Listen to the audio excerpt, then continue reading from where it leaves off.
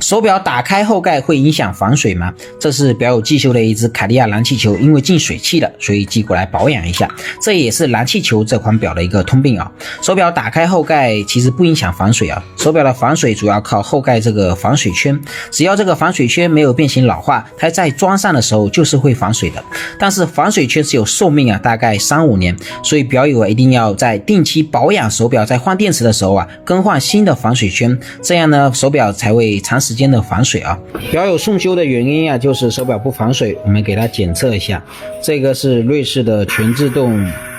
真空测防水的，你看红灯亮了，它就是不防水啊，防水不通过。换完新的防水圈以后检测啊，绿灯亮了，手表防水就通过了啊。所以说只要防水圈没有问题，打开后盖再装上是不影响手表的防水的。但是呢，就算是防水的手表，它也不可能一辈子保持防水的状态，因为防水圈是有寿命的，大概5年左右啊，最好要更换新的防水圈，这样呢才能使手表保持更好的一个防水状态。万里修表这么多年啊，手表最常见2个坏的问题，一个就是磕碰，一个就是进水啊。所以不管手表防水多少米，防水性能怎么样，大家呢一定要注意啊，要不然的话我的生意啊那是不要太好哦。